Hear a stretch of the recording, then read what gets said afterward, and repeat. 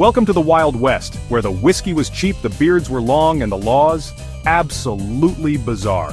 Forget the high noon duels for a second. The real drama was in the rules towns made up as they went along. From outlawing ice cream on Sundays to banning mustachioed kisses, the frontier was a patchwork of oddball laws. These weren't just suggestions. Break them and you'd face fines or worse. Imagine riding into town, craving a cold treat, only to be told it's illegal today. The Wild West wasn't just wild, it was weird. So, saddle up as we dig into the strangest, funniest, and most head-scratching laws ever enforced west of the Mississippi. You might just find the truth is stranger and funnier than fiction. Let's start with a law that's a true crime against dessert. In some frontier towns, eating ice cream on Sundays was illegal. Thanks to strict blue laws, a scoop of vanilla could get you fined, while carrying a gun into church was totally fine. The logic? Ice cream was seen as too indulgent for the Sabbath. Picture a sheriff busting an underground ice cream ring behind the general store. It's the kind of thing you'd expect in a comedy sketch, but for a while, it was real law. Cowboys had to choose between their sweet tooth and their immortal soul. The irony is delicious. Guns in church, but no Sundays on Sunday. Next time you grab a cone, remember, some pioneers had to fight for that freedom, one scoop at a time. In Eureka, Nevada, mustaches weren't just a fashion statement, they were a legal hazard. For a time, it was illegal for a man with a mustache to kiss a woman. You could sport a handlebar but use it for romance? That was a crime. Was it about germs, jealousy, or just a mayor with a vendetta against facial hair? No one knows. Imagine the awkwardness. "Pardon me, ma'am, my mustache is strictly decorative." It's a classic case of lawmakers trying to legislate personal taste, and ending up with a law nobody could take seriously. In Eureka, mustachioed men were romantic outlaws, a true Casanova of crime. In the Old West, horse tethering laws were the parking tickets of their day. Every town had strict rules: tie up your horse or face a fine, or even lose your horse to the pound. Your horse was your car, your Uber, and your most valuable possession. Untied horses could cause chaos, so sheriffs doubled as meter maids. "That's the third time this week, Black Bart. Citation for improper hitching." For every shootout, there were 100 petty annoyances like this. Towns even built special hitching posts and horse impounds. It's a reminder, even in the land of freedom, you had to follow the rules. The West's most important laws weren't always about guns, they were about where you parked your ride. Some things never change. Ready for a plot twist?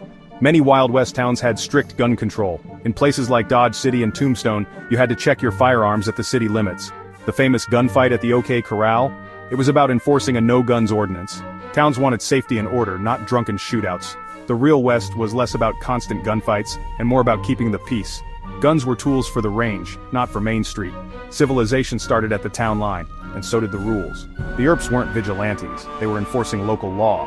The myth of a lawless, armed-to-the-teeth frontier? Mostly Hollywood. The truth, the West was a lot more civilized than you think, and sometimes the law was the real showdown.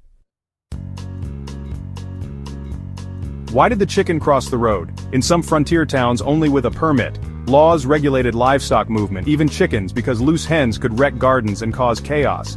Owners had to keep their chickens contained or face a fine. Imagine a sheriff chasing down Mrs. Higgins's rogue hen instead of a cattle rustler. It sounds silly, but these rules were about building a community, balancing freedom with order. The classic joke was a legal question. Did the chicken have authorization? For pioneers, even poultry had to follow the rules. And if not, their owners paid the price. Some laws make sense, others make you wonder what happened. In mining towns, it was illegal to bring explosives into church. Miners worked with dynamite daily, so someone must have thought, let's leave the nitro at home on Sundays. The law was a response to real danger, miners forgetting they had blasting caps in their pockets during the sermon. It's a wild mix of piety and peril. Please, no dynamite under the pews. Sometimes the biggest threat wasn't outlaws, it was absent-minded miners. Thank goodness someone had the sense to say, maybe, let's not do that. The Wild West, where even church came with a warning label. Manners mattered in the West by law. Spitting on the floor, fined; swearing in public, fined even more. Some towns cared more about a dag-nabbit than a wad of tobacco juice. Imagine a cowboy spit on the ground, curse out loud, and get a double ticket from the sheriff. These laws were about building a respectable society, clean streets and clean language. It's a level of micromanagement that feels modern, but it was happening in lawless towns. The Code of the West wasn't just about duels, it was about minding your manners. Order started with the little things, and sometimes the biggest crime was a dirty word. So there you have it. The Wild West was as weird as it was wild. From outlawed ice cream to mustache crimes, these laws reveal a world of anxious, inventive lawmakers. The real West was built on rules, some sensible, some just plain strange. It's a reminder that history isn't just legends and shootouts, it's also the fine print. Thanks for joining this wild ride through forgotten laws. Like, subscribe and tell us, what's the weirdest law you've ever heard of? Until next time, stay curious and maybe leave the dynamite at home.